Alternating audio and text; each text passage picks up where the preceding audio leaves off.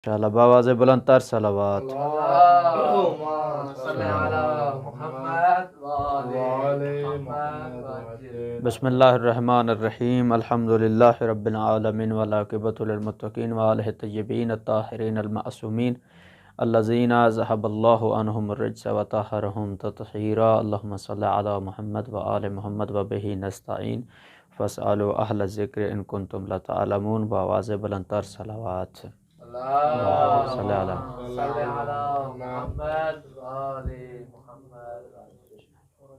अस्सलामु अलैकुम वरहमतुल्लाहि वबरकातुहू। तमाम तलबा उलमा की खिदमत में सलाम अर्ज़ करता हूँ। और जैसा कि आज का हमारा ये दर्स और आज का हमारा मौजू है तसलसल गुज़श्ता से पेवस्ता रविश तबलीग के, जिसके बारे में हम अपनी गुज़श्ता दुरूस में भी ज़िक्र कर चुके हैं कि हमारे लिए मिंबर की अहमियत और उसकी ज़रूरी चीज़ें और कौन सी ऐसी चीज़ें हैं जिनकी रियायत करने से एक अच्छा मुबल्लिग, एक अच्छा ख़तीब, एक अच्छा साहिब मिंबर जो है वो बंदा कैसे बन सकता है। उसकी जितनी भी लवाज़मात और जितनी भी ज़रूरी और अहम चीज़ें थी उनको हमने ज़िक्र किया है। और आपके इस क्लास और आपके इस दर्स के तवस्सुत से अपने उन मोमिनीन बहन भाइयों के लिए भी ये सारी चीज़ें जो है ज़हमत जो है वो कर रहे हैं, ताकि आपके तवस्सुत से आपके लिए भी और हमारे लिए भी सदक़ा जारिया के तौर पर उन तक हम वो तमाम चीज़ें पहुँचा सकें।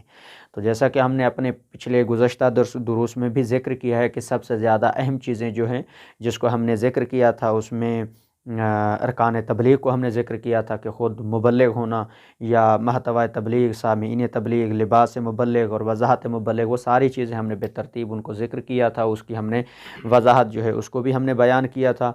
और रविश तबलीग में कौन कौन सी चीज़ें ज़रूरी हैं उनको भी हमने ज़िक्र किया था। और साथ में इस चीज़ को ज़िक्र किया था कि कौन सी चीज़ें हैं, जैसे लिबास है तो उसमें जो उलमा की रविश है वो क्या है, जो ख़तीब की रविश है वो क्या है, अगर कोई माँ बहन बेटी अगर कोई मिंबर पे आना चाहती है तो उनकी रविश और तरीक़ेकार क्या है। तो आज हम इंशाअल्लाह अपनी चंद नई चीज़ों की तरफ और चंद नए मौज़ूआत की तरफ इंशाअल्लाह चलेंगे। तो इन तमाम चीज़ों को सिर्फ बातों की हद तक नहीं, बल्कि जब हम इसको प्रैक्टिकल और अमली तौर पर जब इसको हम अपने ऊपर अप्लाई नहीं करेंगे या इसके ऊपर अमल नहीं करेंगे तो उसका हमें कोई ख़ास फ़ायदा नहीं मिलेगा। तब हमें इन चीज़ों का फ़ायदा मिलेगा जब हम रिहर्सल करेंगे, तकरार करेंगे, तमरीर करेंगे, बार बार इसको दोहराएंगे और प्रैक्टिस करेंगे। और हमेशा एक चीज़ हमेशा ज़हन में रखें, जब भी जिस चीज़ को आप तैयार करें, याद करें या किसी मजलिस को आप पढ़ना चाहते हैं, किसी पब्लिक में आप डिलीवर करना चाहते हैं, वहाँ पर जैसे हमने पिछले दुरूस में भी ज़िक्र किया था कि हमेशा मजमे की पहचान होनी चाहिए कि आप यहाँ पढ़ रहे हैं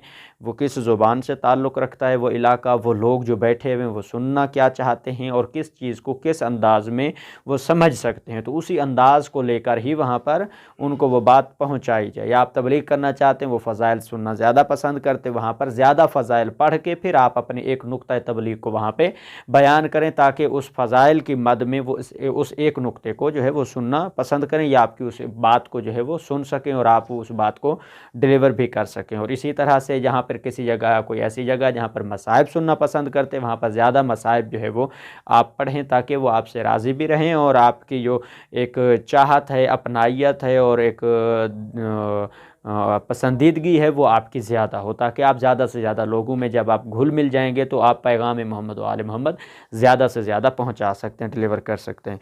तो उसके बाद हमने मबानी और उसूल बयान किए थे कि जिसमें जैसे आहगाई व आहगा साज़ी है कि वो कैसे की जाए, जिसमें तफसीर है, तारीख़ है और अखलाकियात है। तो वहाँ पर उसमें जो चीज़ें बयान की गई थी, जिस तरह हमने पहले भी कहा था कि तरदीद सुखन बदलील जो है वो कैसे होनी चाहिए, कि अच्छा बोलना, अच्छे अल्फाज का इंतखाब, ज़ुबान पर तसल्लुत का होना, इन तमाम चीज़ों की रियायत करते हुए आज हम ज़िक्र करेंगे मबानी व उसूल को और साथ में रविश तबलीग को, कि अब्ज़ार है ये तबलीग जो है वो क्या है, कौन से ऐसे आलात व अब्ज़ार हैं कि जो हमें तबलीग के लिए या मिंबर के ऊपर या पब्लिक में जाकर उनको इस्तेमाल करना चाहिए या हम उनको कैसे इस्तेमाल करें। तो उनको हम ज़िक्र करेंगे कि मबानी व उसूल जो है वो हमारे पास पहले नंबर पर क्या है।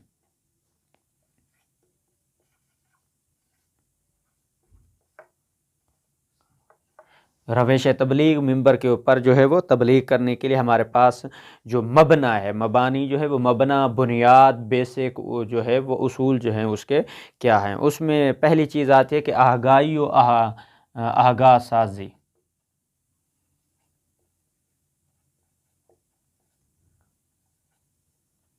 آگاہ سازی، اس میں کون سے گزینے آتے ہیں؟ پہلی چیز یہ ہے کہ آگاہی بے موضوع ہونی چاہیے۔ مولانا عباس صاحب یہ آپ کے لیے زیادہ مہم ہے، جیسے آپ شروع کر رہے ہیں یا آپ ابھی ابتدائی جیسے مجالس سیکھ رہے ہیں، آگاہی بے موضوع ہونی چاہیے، یعنی کبھی ایسے نہ ہو کہ جب آپ کسی جگہ مجلس پڑھنے جائیں آپ کے دماغ میں، آپ کے مائنڈ میں آپ کو پتہ ہی نہ ہو کہ آپ نے پڑھنا کیا ہے، تو پھر آپ ڈیلیور نہیں کر سکتے یا وہاں پہ کامیاب نہیں ہو سکتے۔ ہمیشہ چاہے آپ کو آدھا گھنٹہ ملے، 1 گھنٹہ ملے، 20 منٹ یا جتنا بھی ٹائم ملے، آپ پہلے کیا کریں؟ اپنے موضوع سے متوجہ ہو جائیں، آگاہ ہو جائیں کہ آپ نے پڑھنا کیا ہے۔ مثلا آپ نے نماز کے موضوع پہ پڑھنا ہے، روزے کے موضوع پہ پڑھنا ہے، جناب زکوٰۃ پہ پڑھنا ہے، یا مثال کے طور پر آپ نے جناب روزے کے بارے میں پڑھنا ہے، اخلاقیات آپ نے بیان کرنی ہے، واقعات بیان کرنی، کیا کرنا ہے، تو اس میں ہم انشاءاللہ یہ آپ کو جس طرح سے نمبر وائز جو ہے وہ بتا دیتے ہیں۔ نمبر 1 مثلا جیسے آگاہی پہ موضوع ہے تو اس میں ہمارے پاس جو ہے وہ موضوع ہونا چاہیے کہ ہم تفسیر بیان کریں گے۔ نمبر 2 یا تاریخ بیان کریں گے۔ نمبر 3 جو ہے ہم نے فضائل بیان کرنے ہیں۔ نمبر 4 جو ہے جناب ہم نے واقعات بیان کرنے ہیں۔ نمبر 5 ہم نے نکات بیان کرنے ہیں، ٹھیک ہے جی۔ نمبر 6 پہ ہم نے جناب جو ہے وہ احادیث ہم نے بیان کرنی ہے۔ نمبر 7 ہم نے روایات بیان کرنی ہے، یا نمبر 8 ہمارے پاس ہم نے اخلاقیات پہ بات کرنی ہے، ٹھیک ہے۔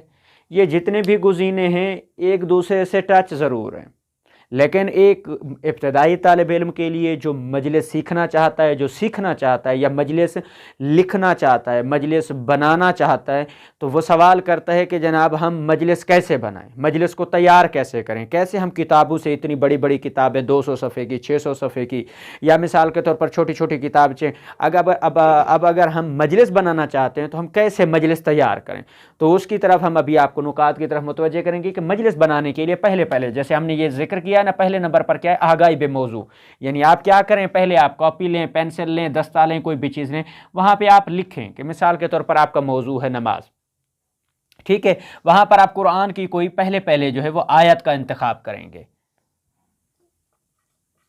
آیات قرآن کا انتخاب، مثلا ان الصلاۃ تنہی عن الفحشاء والمنکر، کہ نماز ہے کہ بے شک وہ مومنوں کو برائی اور فحاشی سے بچاتی ہے، محفوظ رکھتی ہے یا دور کرتی ہے، ٹھیک ہے۔ تو اس آیت کے ضمن میں جب ہمارا موضوع پہلے کیا ہے؟ نماز ہے، نماز کے بارے میں پھر ہم نے آیات قرآن کا انتخاب کرنا ہے۔ جب پہلے ہم نے یہ ہماری ایک مجلس جو ہے وہ تیار ہو رہی ہے، جو بندہ سیکھنا چاہتا ہے اس کے لیے ضروری یہ ہے وہ یہ کبھی نہ کرے کہ میں پہلے جناب 1.5 گھنٹے کی مجلس تیار کروں، نہیں، بالکل ہی 10 منٹ 15 منٹ حد اقل 8 منٹ 5 منٹ سے وہ سٹارٹ اپ لے کے اس کو پہلے 10-15 منٹ کی مجلس تیار کرے، جس میں مثلا 10 منٹ کی مجلس آلریڈی آٹومیٹیکلی وہ 20 منٹ پہ پہنچ جاتی ہے، یعنی حد اقل وہ اپنا میٹر 5 سے 10 منٹ میں رکھے۔ تو اس میں کیا کرے گا؟ پہلے وہ موضوع کو مشخص کرے گا کہ میرا موضوع کیا، میں نے کس موضوع پہ مجلس پڑھنی ہے۔ نماز میرا موضوع ہے، اس میں پہلے نمبر پر میں کیا کروں گا؟ آیات قرآن کا انتخاب کروں گا۔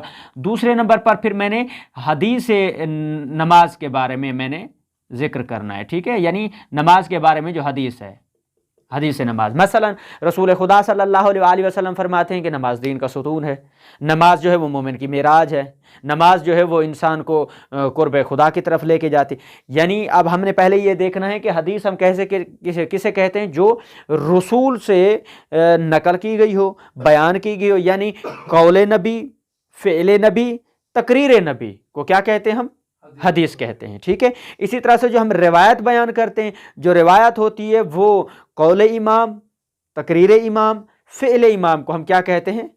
روایت کہتے ہیں، ٹھیک ہے جی۔ آیات وہ جو ہے وہ قرآن سے لی جاتی ہے، ٹھیک ہے، ایک تسلسل، ایک سمجھانے کے لیے آپ کو صرف واضح کرنے کے لیے بیان کی جاتی ہے۔ اسی طرح سے ایک حدیث قدسی ہے۔ حدیث قدسی کیا ہے؟ یعنی وہ کلام جو نبی یا امام پر نازل ہوتا ہے، جو کہ الہام ہوتا ہے، لیکن وہ قرآن کی آیات یا قرآن کے تسلسل کی طرح وہ نازل نہیں ہوتا، لیکن وہ الہام خدا کی طرف سے، وہ کلام جو نبی امام خدا سے کرے اسے ہم حدیث قدسی کہتے ہیں، جس میں اللہ اپنے برگزیدہ ہستیوں سے، نبی سے مخاطب ہوتا ہے یا امام سے مخاطب ہوتا ہے، اسے ہم کیا کہتے ہیں؟ حدیث قدسی کہتے ہیں، ٹھیک ہے۔ اس کے بعد حدیث جو ہے وہ رسول خدا صلی اللہ علیہ وسلم سے قول نبی ہے، فعل نبی ہے، تقریر نبی ہے، اسے ہم کیا کہتے ہیں؟ حدیث کہتے ہیں۔ اور اس کے بعد روایت